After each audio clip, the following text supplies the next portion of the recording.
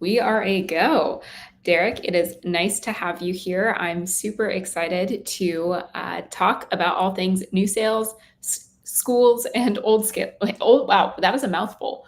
Old school and new school sales. Yeah. I'm super excited, and it's going to be a great session. It'll start with Derrek sharing some words about what he's been working on, some of the trainings that he delivers, learning from his deep experience.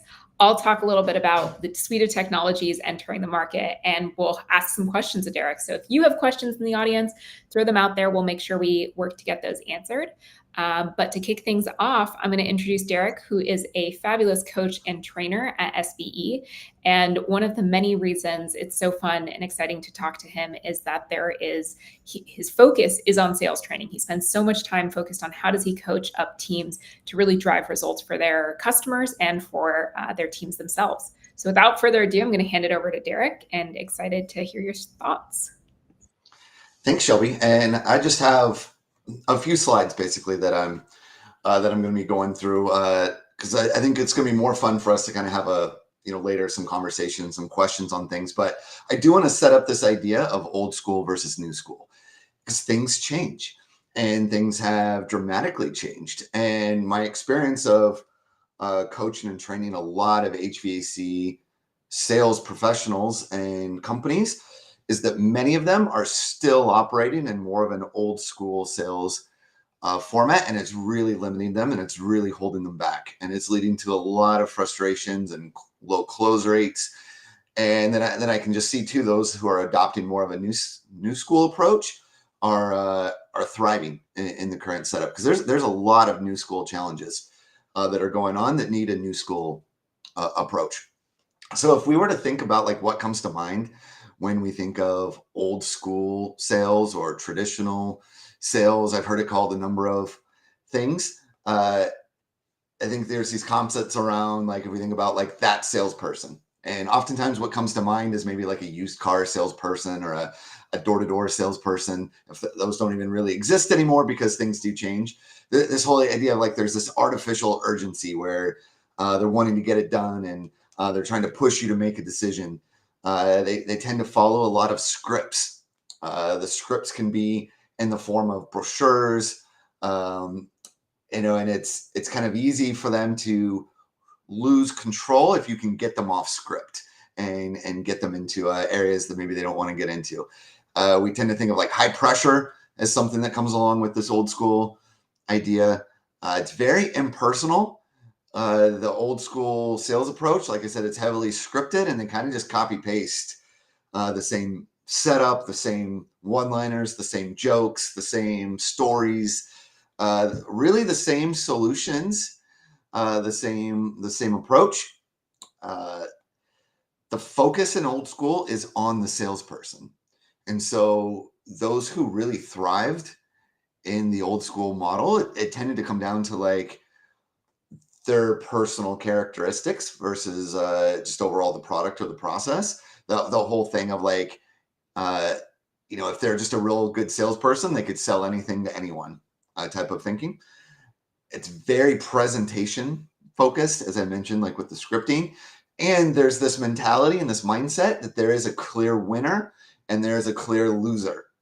And I think like Hollywood movies and stuff, about like Always Be Closing and Wolf of Wall Street, and a lot of the ways that it gets dramatized and kind of romanticized, even sales, involves this idea of for you to win, the other person needs to lose. And if you lost, the other person win, and it's very kind of adversarial type of deal. Versus the concepts of the new school, instead of an artificial urgency, it's this idea of, well, let's actually uncover what urgency there is, because especially when it comes to HVAC sales, the customer typically does have some type of timeline in mind. So instead of forcing our timeline, it's uncovering what urgency they have. Instead of scripted, it's really, really important to follow a process, but we have to be adaptable. And as part of that adaptability, we have to understand that things that worked are going to stop working, and we need to be adaptable enough to constantly improve and change our process too, to keep up. Instead of high pressure, we want to be helpful. Instead of impersonal, we want to be specific and custom. Instead of the focus being on the salesperson and it being on ourselves, we want the focus to be on the problem and the problem that we're solving. Instead of a presentation, we want to have a conversation, and it's not about winning and losing. It's about being on the same team. So if we think about when did this kind of shift, because I remember, I have a memory as a kid. This was probably like early 90s. I was probably somewhere around like kindergarten or first grade. And I remember a door-to-door vacuum salesperson coming to our house, my family's house. And it must have been like in the evening or on a Saturday, because my dad was home and normally he'd be at work. And I have memories of this, and it's just stuck with me. I remember this door-to-door person going through their whole deal of coming in and vacuuming things, and even just like somehow he was able to get himself in the house, which just like boggles my mind. I don't even answer the door these days.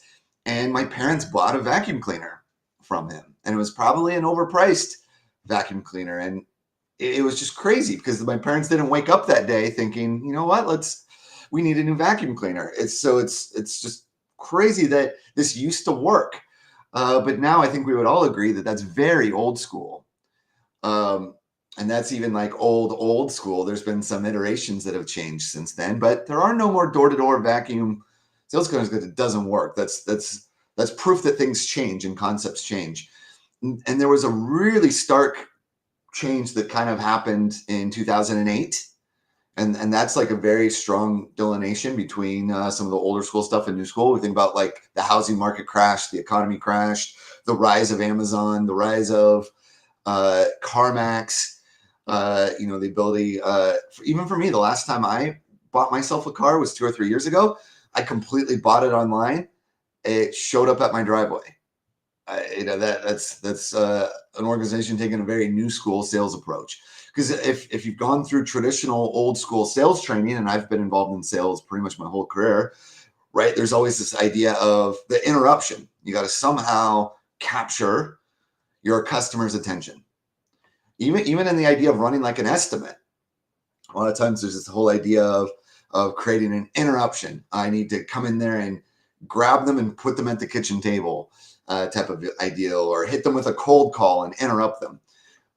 From there, if I'm successful with my interruption in this old school traditional sales training, right, we got to kind of play this game a little bit of bond and rapport, and we're going to be best friends, and we have so much in common, right? You like golf, my neighbor's brothers, likes golf, and all those things. And the problem is it's fake. It's great if it's authentic, but a lot of times it's fake, and we can detect that. We can detect that it's fake. And that causes us to automatically put up our defenses against this person. Old school method is, you got to get your scripted presentation, get it down. Just go for the close. It's not going to work, but go for the close so that you can flesh out all the objections. And with this focus on the salesperson, that hopefully you're just skilled enough, you've memorized enough, like one-liners, you've read Zig Ziglar's The Secrets of the Close, and you're prepared to be this master objection overcomer. Again, a lot of times now in this new model, again, it just doesn't work, and you're going to play this massive follow-up game. And as you're constantly doing this, you're creating more and more follow-up, and the follow-up can get really overwhelming and frustrating. And it's the follow-up that burns out most salespeople. Versus the process on the new school side that we're coaching and training people to here at SBE is this idea of qualifying the lead, making sure that there's someone that we want to do business with, and that they would be a good fit for our core values and our target customer and our core focus. So there's a qualification going into to make sure we can actually help the person. We're going to prepare for that specific customer. Before we go run that estimate, we're going to do homework. We're going to research things. We're going to look at floor plans of the house. We're going to look up, there's a whole host of info you can find online, and we're going to prepare for that very individual estimate that we're going to run. We're going to call them ahead of time. We're not going to just show up and interrupt. Even though we have an appointment, it's still kind of an interruption. We're going to call and get the conversation going and actually get permission to have a collaboration together. So the homeowner's expectations are that this is going to be a collaboration. We're going to ask a lot of questions to uncover what the customer actually wants to solve and when they actually want to solve it. So instead of this scripted, uh, same thing for everybody, we're going to figure out what it is that they actually want so we can tailor the solution. We're going to get permission to give the solution. We're not going to take that for granted, that we just have permission to present and go for a close. And this is really, really, really important because in the modern problems that need modern approaches, most homeowners are going to get multiple estimates. That's just something that we have to deal with right now. And again, if we're following that old school, it's going to get drowned out. And so we need to be able to give a unique solution that differentiates us. We have to stand out and be different from everybody else. So kind of final thing I have here for my piece is these are the skills needed to be good at new school. You need to have a high level of emotional intelligence, which is connected to empathy. That's the ability to get your customer, to understand what's important to them, to sense when you need to adapt and maybe hold off on things, maybe wait and maybe have more patience. That requires emotional intelligence. I mentioned the fake bond and rapport just triggers defenses, triggers oftentimes dishonesty and lies as part of the defenses from the customer. So we need to be authentic and we need to have a high level of integrity and authentically have integrity. This is key. And this one that I run into this as a sales coach and trainer, this is really hard to teach. So if I were hiring a salesperson right now, I would really want to look for curiosity. I would have a sales process or an interview process, that tests for curiosity. The curiosity is that ability to ask, well, what's going on? Well, why? What have you tried? And just keep being curious and showing interest. Competency, using the newest technologies, being skilled on the newest platforms, being competent about the newest equipment. There's so many things that go into being competent because that helps create trust if we feel like we're working with a competent person. Again, we need to adapt. What worked last summer, there's no guarantee that it's going to work this summer. What worked last week, there's no guarantee that it's going to work this week. So we have to be able to adapt and be coachable and be open to changing our ways. Critical thinking. There is no script that's going to work for everyone. We have to be able to think on our feet. And instead of closing as like the old school skill, the new school skill is we need to be able to just solve problems. We need to be able to use all of these other skills together and come up with a really unique and great solution that's exactly what the customer wants and that they'd feel like they can trust you to deliver on. Last thing, I'm going to throw this out there. I may be biting off more than I can chew here, but if anyone wants to pull out their phone and scan this QR code, I will do an analysis on your residential HVAC department to see if a new school approach could get you some better results. So it requires just filling out 7 or 8 pieces of info about your current operation. This is not an automated thing. I'm going to do this myself and do an analysis and crunch the numbers and do some math. And I can email you back basically where I think you're missing out on revenue opportunities. And maybe it's because of that old school approach that's keeping you from being where you should be. So Shelby, that's my piece on this. I love it. I may or may not have taken down that code myself, because even though I'm not selling HVAC every day, I feel like all of what you just said is so applicable across so many industries, right? It is the sales is changing. It looks very different than what it did 10 years ago. It looks different than what it looked like pre-COVID because it's competitive out there. There are people who are very talented everywhere, and it's about differentiating, which is a great segue. I'll pull up some slides now, and what I will show you all is sort of what we think about from a technology perspective. And this is not just about Conduit. This is about so many different innovations that are out there today. And that's what we're seeing, is so many incredible technologies entering the market. This is true not just in sales. I just wanted to show that there's a range of technologies that are there to support and differentiate on site. So maintenance, for example, you have companies that are awesome like Smart AC. Install and commissioning, you have companies that are awesome like MeasureQuick. What these are enabling you to do is to do your role, but to use that role as an opportunity to stand out.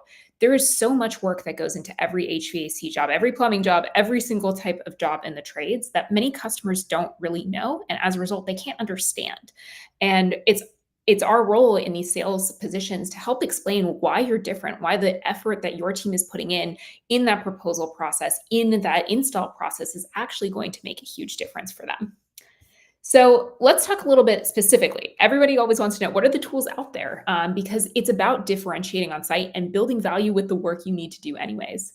So I mentioned Smart AC. They're a tool that helps you maintain a relationship with your customer on an ongoing basis. Helps you build sticky relationships, so you're the first call when there is a maintenance breakdown, for example. You can see when that's going to happen, and you can reach out to the customer proactively. At Conduit, we're building design and sales tooling. I'll tell you a little bit more about this. It's all about customizing that proposal process to that customer. It's about sizing the right system and designing it and explaining to the customer why design is so valuable. And then lastly, on install and commissioning, we got MeasureQuick. MeasureQuick is an incredible company that helps you reduce callbacks and improve margins. It's more on the technician side, but it's all about how do you support your service tech turnovers to be able to build the case that, this is what's wrong and this is the right solution for you. But those are the solutions that are in the front of the house. There's also a lot of solutions, and these are also SBE partners, just like Conduit, that are all focused on how do we support your sales team in actually achieving the growth that you want to have, sales team and service technicians. So Rilla is an incredible company, an incredible team, which is all about how do we help people coach remotely in the field? How can you multiply the number of ride-alongs that you're able to do by just orders of magnitude, getting 20 ride-alongs done within an hour? I've seen them do this. And what's incredible is that using technologies like artificial intelligence, you can find those coaching insights faster so that you can coach up your team, give them the sales insights, the guidance that SBE works really hard to help provide, but give that guidance faster, and also enable that your sales managers are freed up to be strategic thinkers, be able to support and problem solve and help get the tools in place that are needed. And then the last one is Bluon, another incredible SBE partner. It's just about ensuring that technicians can be supported in the field rapidly and really engage with their customers and get quick answers that don't bottleneck the rest of your team. And I'm sure there's so much else that each one of these companies do, but it's all about supporting the professional with technology in the field. And many of these can really supercharge the results that you're already getting. But a common theme here is there's this question of why now? Why is technology the right approach now? And why is there so many of these? I just rattled off 5 different companies, some of which you may have never heard of. The first one is cost efficacy and the rise of AI. There is just a massive amount of new technology that's able to be built off of this. Bluon has AI enablement. Rilla has AI enablement. At Conduit, we're using LiDAR and augmented reality for the first time. And what that enables you to do is build really cool new things that you can show your customers, but that are also extremely useful to hand off to your other team members. There's also new business models. So we're seeing an emergence of different types of approaches to the HVAC sector in particular. We're seeing electrification businesses. We're seeing more subcontracting. Whether those are good or bad is a different question. But what we're seeing is that there's so much opportunity from these new business models and so much pursuit of different ways of doing things and demand for different ways of doing some things. There's also a huge foundation of technology and field service management platforms. So the first generation of technology we saw emerge was things like Service Titan and House Call Pro that build the foundation to operating a really strong business. You need those in place to be able to start taking your business to the next level. It's first digitizing the back office, and now it's about digitizing the front of house. How can you support every single person who's interacting with a customer? And then lastly, there's strong high growth businesses that are demanding innovation. I cannot speak highly enough of the SBE contractors we get to work with, but so many of them reach out to us because they want to amp up the quality of what they're able to showcase to customers, and that's their number one priority. It comes back to a lot of what Derrek was just saying. It's not so much about selling, it's about customizing and building the right solution for the customer inside the home and really feeling confident in it too. So you're probably wondering, why do I care? Why does Shelby at Conduit care about this? Well, for us, we are really focused on that on-site new install experience, building value around system design and tying it to your equipment selection, and believe this is really a golden opportunity. And this is what we do. We create accurate designs, load calculations in particular, but we support now increasingly on helping folks think through duct design and thinking through system selection.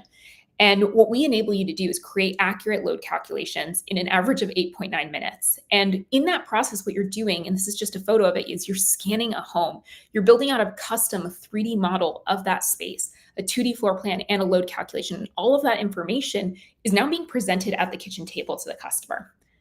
You're able to integrate your sizing and your recommendations and say, this is me taking into account anything that you brought up today, any of your concerns. They're now reflected in this design that I'm approaching here. And this comes back to all the points that Derrek just made about the fundamentals. It comes down to that customization of really understanding the customer's pains and how you're going to build the right solution around that.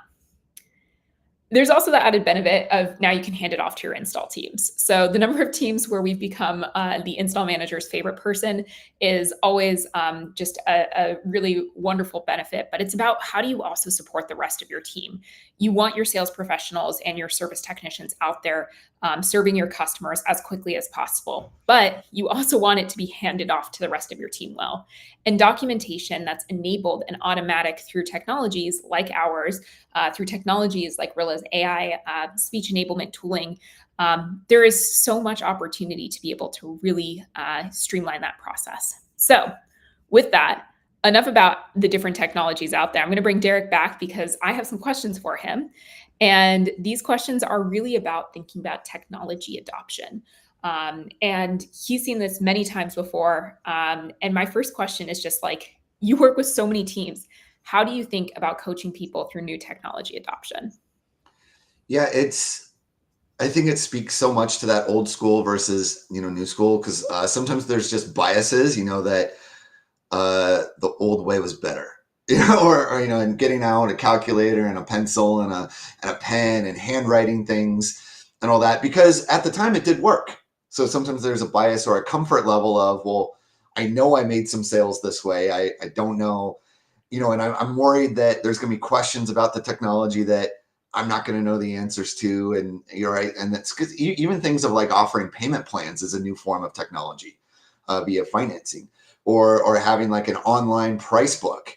These, or collecting the credit card payment, versus like writing it out. And like, there's so many things that are school. So sometimes too, it's the coaching someone through the adoption is kind of understanding the limiting beliefs that they might have, the adaptability, coaching them through understanding, okay, look at your data, like look at your close rate, look at your average sale. And that could be just part of the coaching idea too, of like, just look at the trend of where this is going. Are you looking for ways to adapt it? And I mentioned too, one of the biggest things right now is you have to stand out. You have to be different. And so, something like your program there, especially kind of being like on the cutting edge of adopting something, I think is one of the greatest ways you can possibly stand out, is to go cutting edge on something before everybody else. So it's kind of like a combination of those things as you're coaching somebody through it. How do you think about driving like those early results for users, or for people who are maybe reluctant, right? Like the hardest part for me, when I think about myself, we adopted a software in our company a year ago, and I still don't know how to use it. And I'm pretty good with software, but like there's one software that in particular, I just haven't picked up. And I'm curious, like, what do you think about like when you're coaching teams through that process of like maybe they're adopting a field service management software, maybe they're doing something. How do you think about that conversation with like that technician or the Shelby in the space that is unwilling to change or test something new? In order for anyone to make any change, I just heard this recently that, I think it's a common thing that we say is that people fear change. Like that's kind of a common thing that I think that we just accept, that it's fear. And I heard something recently that fear has nothing to do with it. Because like if you won the lottery today, you're not going to be afraid, like you'd be more than happy with that change. So it's not the fear of change. It's the worry that we're losing something, that in exchange for adopting this new technology, we're losing something. There's going to be some type of pain of loss associated with it. So sometimes it's an examination though of, what do you feel like you're losing by making this change, or is the problem big enough for you to actually want to maybe sacrifice something to go in there. And so for you, Shelby, I know it might be you got to sacrifice just learning something new, right? You gotta take the time, and is the problem on the back end big enough to solve that you're willing to sacrifice a little bit of time to learn how to use the new software. But this is something too where I think it's important that companies, in my opinion, don't need to view this as all or nothing. Like, we don't need to necessarily at the same time get all the techs and all the salespeople to all switch. What if there's one that's willing to try it? What if there's one of them that's, hey, I'm down for anything. I love new technology. I'll do it. And like kind of do a little bit of a beta test or do a little bit of a guinea pig, type of idea. And I typically see that with some of these new things of, okay, ultimately we know this is where we want the company to go or the department, but let's just see. Let's not try to like spend our time convincing people. Like, let's just see who's excited to do it and let's let them do it. And then let's compare their feelings and their feedback and their results to everybody else's. And maybe that alone will create the desire for everybody else to get on board with it. I love that. It comes down to like internal and external proof points. Like, why should I make this change and will it benefit me? And sometimes you have to do it to believe it. And sometimes you have to see it to believe it. And I think this is a great segue to one of my other questions I have for you, which is like, what are some of the stumbling blocks you see to new technology or sales method adoption, right? It's the same thing. In many cases, they're now becoming the same thing as a new sales method may involve new technology, but what you're also seeing is that it's this changing your process can be hard. And I guess what are some of the things that get in the way of changing process? Yeah, it's a lot of it again comes back to that limiting beliefs. The limiting beliefs are things that you believe are true. They're not true. Like I could point out number of pieces of evidence, but because you believe they're true, you'll make it true for you, right? If you believe, well, that'll never work. Customers are not going to want to see that. If you believe that, you'll make it true for you. And this is just kind of like a reality type of thing. But a lot of the most successful salespeople I see right now tend to be brand new to it. That like, and it's not sometimes there's a correlation too of age and being very young. Like, this is their first, job moving into sales, and they just don't know any better. So they don't have the experience of the old school way or older methods or doing another way. They've just been told, hey, this is how a professional salesperson operates. This is the tools they use. And they're like, awesome. And they just, or even like the process of kind of a new school process of uncovering pains and asking questions. And they're just like, okay. And they don't have like the baggage of bad habits and previous habits and all that. And so it's just not uncommon for me to see right now, like a 22-year-old who's never had a sales position in his life and never worked in HVAC set the sales records that year. And I know that's frustrating for a lot of people. But I think it comes back to this exact question is they don't have those stumbling blocks and they don't have those limiting beliefs. They pick up the software, they pick up the tool, they pick up the skills and they're like, okay, I'll use it. And they actually fully committed use it and move forward. So it's tough. It's kind of a tough reality to just forget what you know and be willing to full on try something. 100%. And I think it's so cool that you've seen so many folks be successful with those new methods. And we see this all the time. We obviously come in with the technology for people to adopt, and we see people of all ages adopt it very successfully. But it is interesting. Sometimes somebody who has no experience in the industry whatsoever, they're so desperate for technology to support them in the same way that it supported them in every other phase of their life.